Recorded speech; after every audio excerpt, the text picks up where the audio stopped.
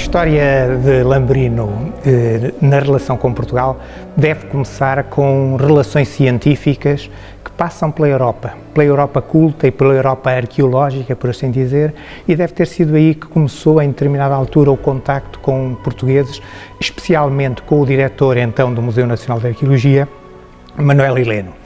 Essa circunstância particular, que deve ter sido algo anterior à vinda dele para Portugal, é que deu origem a que ele viesse depois, quando se agravou a situação político-militar na Europa com a Segunda Guerra Mundial e, sobretudo, já no final desse período, criou condições, primeiro ao próprio Lambrino, para deixar os cargos que ocupava, porque ele tinha ocupado, entretanto, importantes cargos.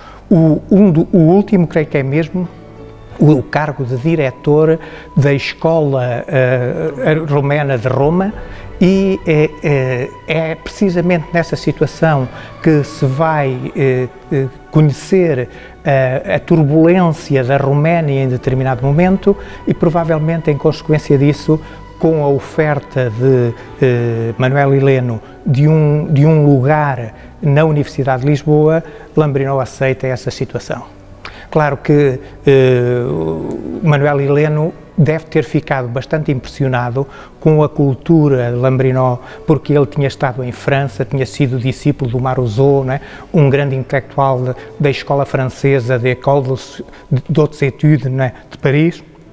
E, nessa situação concreta, ele chegou mesmo a publicar uma importante obra, que é hoje referência mundial, que é o repositório bibliográfico de um determinado período da produção científica clássica do mundo inteiro, né? Foi nesta circunstância que ele aceitou vir para Lisboa com duas missões essenciais, definidas por Manuel Heleno: ser professor especialmente de epigrafia na Faculdade de Letras e estudar a coleção epigráfica do Museu Nacional de Arqueologia, que Scarlatti Lambrino era a pessoa certa para estudar, e incluiu essa componente no contrato dele. Nós não temos muita informação, curiosamente o processo dele na universidade não se sabe onde está, ainda não foi encontrado. Eu já o procurei, mas não encontrei. Mas, aparentemente, é um processo tranquilo, que ele leva para a frente sempre com bastante reconhecimento interno, e eu penso que decorre sem problema nenhum, mas ele torna-se uma figura que vai formar uma geração muito importante de epigrafistas portugueses, não é? E incluindo depois o diretor que vai suceder a Manuel Heleno no museu.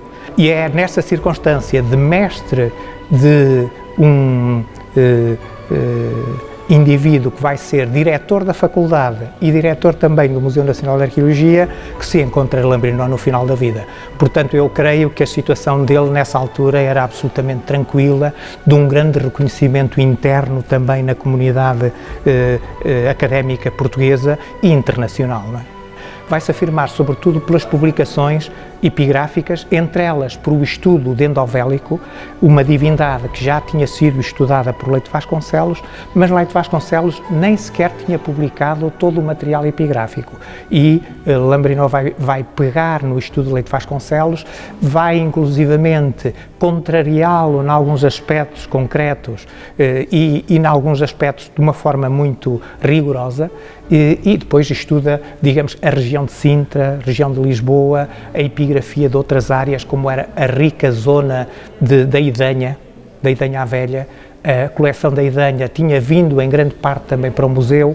Ele vai publicar boa parte dessa coleção também e, portanto, trata de questões sempre com um tópico que ele gostava, quase sempre com um tópico que ele gostava particularmente de sublinhar, que era as relações que havia entre o mundo da Lusitânia e eventuais relações com o mundo da Dácia, ou, digamos, da Mésia Inferior, não é? Isto é a zona de onde ele era originário, não é?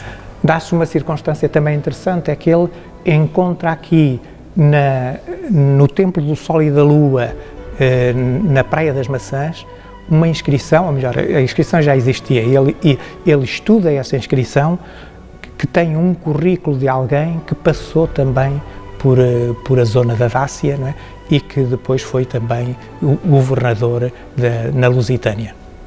Deste erudito, deste académico, Scarlatti Lambrinos ter trabalhado simultaneamente na Faculdade de Letras na Universidade de Lisboa, onde lecionou, e no Museu Nacional de Arqueologia, dirigidos pela mesma pessoa, a área de Arqueologia na Faculdade de Letras e o Museu Nacional de Arqueologia, por Manela Heleno.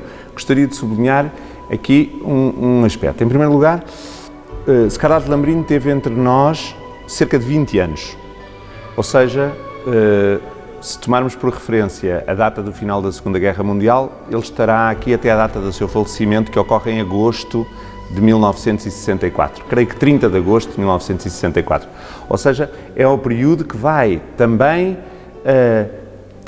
coincidir com o término da direção do Museu Nacional de Arqueologia por Manela Heleno. Manela Heleno é diretor do Museu de Arqueologia há 34 anos, então eles vão conviver 20 anos, sensivelmente. Esse é um dado que eu gostaria de referir. É uma fase adulta de Manela Heleno na faculdade, enquanto professor e responsável da área, e no Museu Nacional de Arqueologia como diretor. É a fase adulta, a fase da parte de metade para o fim. Por um lado, gostaria de sublinhar também um outro aspecto que me parece relevante.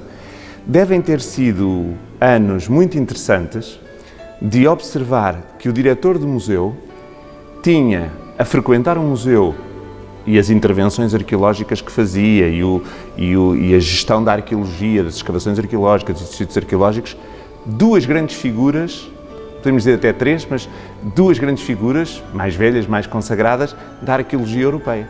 Scarlatti Lambrino, por um lado, para os estudos da epigrafia, na área dos estudos clássicos, da história antiga, e Georg Leisner, por outro, para a pré-história, para o megalitismo, e já, claro, Vera Leisner, que, embora mais nova, estava também muito ativa. O diretor do Museu Nacional de Arqueologia, ainda que de forma informal, ou pelo menos não formal, estava assessorado por duas grandes figuras. Portugal e o Museu Nacional de Arqueologia e a Faculdade de Letras surgem como hipóteses reais para uma reconstrução de uma vida académica e de uma vida científica após ser impossível o regresso à Roménia. Impossível ou muito difícil o regresso à Roménia. O que é certo é que não aconteceu o regresso à Roménia. Agora, é o espaço, a razão de ser para o acolhimento. Scarlatti Lambrino, como o professor Amilcar Guerra referiu, é um epigrafista, é um historiador de história antiga. Portanto, conhece muitíssimo bem de sua formação e do seu percurso académico e científico o que dizem estas inscrições, aquelas que foram publicadas, mas todo o potencial que existe em torno desta divindade paleohispânica. Porquê é que eu disse vamos para aqui? Porque um epigrafista quer-se ao pé das lápides, um epigrafista gosta de estar ao pé das letras, das pedras com letras, das pedras que falam, não é? Scarlatti Lambrino toca determinados temas que são preferidos dele, como eu disse. Um deles é o tema céltico, não é? E, na altura, a ideia de que Endovélico é uma divindade tipicamente céltica estava muito em voga. E para ele era um elemento de ligação sempre com as suas origens também, não é? E esse era um aspecto muito importante. O outro era o conhecimento internacional de uma divindade que era praticamente única no mundo pela dimensão que tinha. Sendo uma divindade local, indígena, com um nome que não estava atestado em nenhum outro lado, apenas aqui, ela tinha uma quantidade de manifestações de natureza epigráfica e escultórica a que ele dava muita importância e toda a gente dava muita importância. Um santuário como aquele era uma raridade no mundo romano. Esta parece ter sido a primeira casa onde viveu Scarlatti Lambrino e creio que a escolha não podia ter sido melhor. Uma casa com tradição portuguesa, com um ar apalaçado, muito bem situada para aquilo que eram os seus objetivos, uma vez que ele vinha dar aulas na Faculdade de Letras, que na altura encontrava-se num sítio diferente daquele onde está hoje, muito mais perto desta casa, uma vez que estava na antiga na Academia das Ciências e, portanto, para Lambrino, se ele quisesse, era um pequeno passeio a pé até à faculdade, né? Traz atrás dele um discípulo, Vítor Buesco, não é, também, e claro que se nota perfeitamente que a condição dele de mestre desse aluno também é muito importante no contexto universitário, porque o que fica depois da sua presença na universidade, depois dele morrer,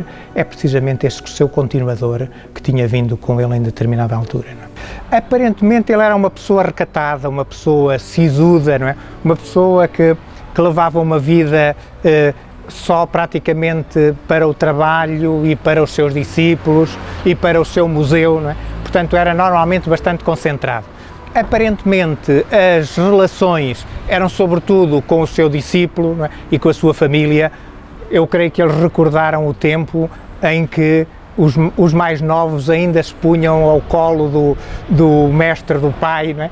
Que era uma figura tutelar e já de certa idade, por assim dizer, e portanto essa situação concreta devia ser uma das mais importantes relações que Lambrino tinha em Lisboa. Um dos problemas, talvez, que possa ter estado na vida particular dele, tem que ver também com a mulher, de origem francesa e habituada a um mundo mais cosmopolita do que era na altura Lisboa.